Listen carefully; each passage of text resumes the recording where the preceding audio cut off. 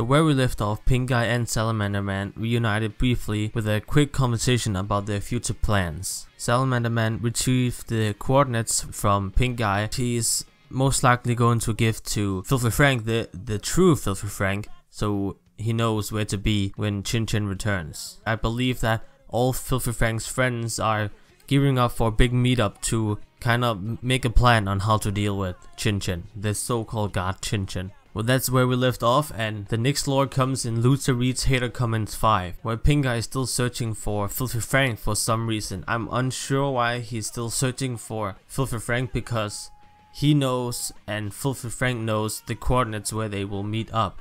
So it's almost like they forgot where they left off from the last time, but anyway, I'll forgive it. Anyway, he's still searching for Filthy Frank even though he knows where he's going to meet up later. And I know this because he yells Franco. And why the fuck else would he yell Franco? But anyway, this leads Pink Guy to run into the oh so famous Tab Brothers that are known throughout the Omniverse for being notoriously dangerous, especially when they're together. Pink Guy sees the Tab Brothers performing some sort of ritual, I can only imagine, or maybe they're just having sex. I mean, it may as well can be them just having sex. Anyway, Pink Guy seems extremely confused, maybe even a little bit concerned about their ritual that they're having. Pink Guy then backing off because he wanted none of this. Unfortunately, Pink Guy gets noticed, he gets spotted by one of the Tab Brothers, and they begin to chase him. Pink Guy, startled by their sudden reaction, decides to flee from the imminent battle there is to come. After a brief chase scene, Pink Guy gets tackled by one of the Tab Brothers, but instead of attacking Pink Guy, they begin to hump Pink Guy. They begin to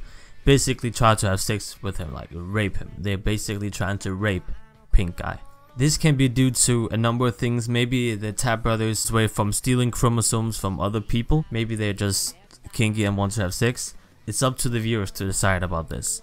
I like to think that it's their way to steal chromosomes from other individuals, but it can also be argued that they're just humping him because Pink Guy doesn't seem startled by their new activities towards him and basically just fucking enjoys it. He enjoys getting humped. But in true Tab Brother fashion, they stand up and unleash their body fluids towards him. They unleash a yellowish substance. Basically, they just fucking pee on. Pink Guy then quickly stands up with a well thought out counter attack towards the Tab Brothers. Pink Guy quickly determines what the Tab Brothers' biggest weakness is, which is also the Tab Brothers' biggest strength, their tab. Pink Guy then continuously punches the Tab Brothers' tabs, since it's not only the Tab Brothers' penises, it's also their source of power, their source of strength, their tabs, by all the rituals they do. And by the way they react, they're really sensitive about their tabs. I mean, if you touch their tabs, they're fucking done. Completely beaten and aroused, the Tab Brothers flee the battle, but not until Pink Guy summons a very special someone, Saint Nicholas. When Pink Guy summons Saint Nicholas, he completely wipes the floor with the already beaten Tab Brothers. It could be that the Tab Brothers is already weakened and that's why they went down so quickly against Saint Nicholas, or maybe Saint Nicholas is just so strong. But since Pink Guy and Saint Nicholas doesn't exchange any words, so I think they've met each other before, or maybe it's a deal that Pink Guy can summon Saint Nicholas on his hardest of times. Maybe it's a one-off deal, so it leads me to think that Pink Guy and Saint Nick have some kind of deal that Pink Guy can summon him whenever he's in trouble. Not much else is known about Saint Nicholas.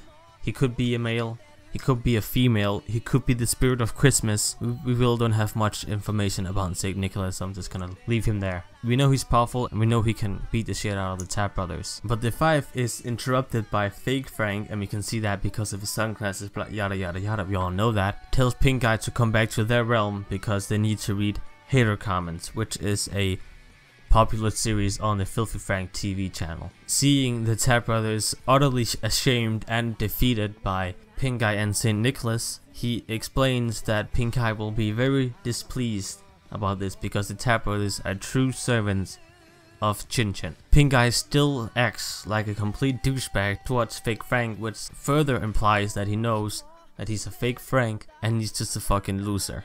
Now this can be regarded as kind of a side story. Maybe it can be in the main plot, maybe it's not in the main plot. We don't know as of yet.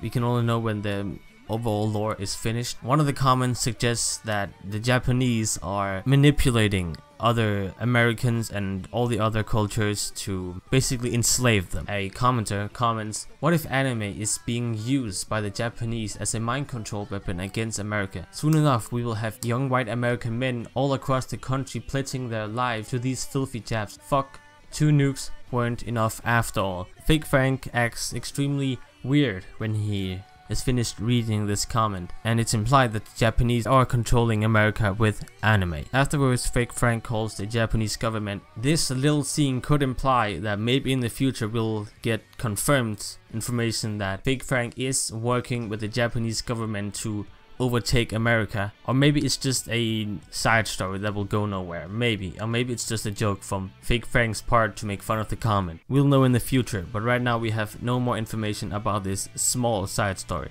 The next lore comes in I Hate Facebook, where we will see a powerful dark being, especially a cyborg called Soccerbot 9000. He will attack Fake Frank, but we'll have to talk about that in the next episode. Please stay tuned to that. I will get it out as soon as possible.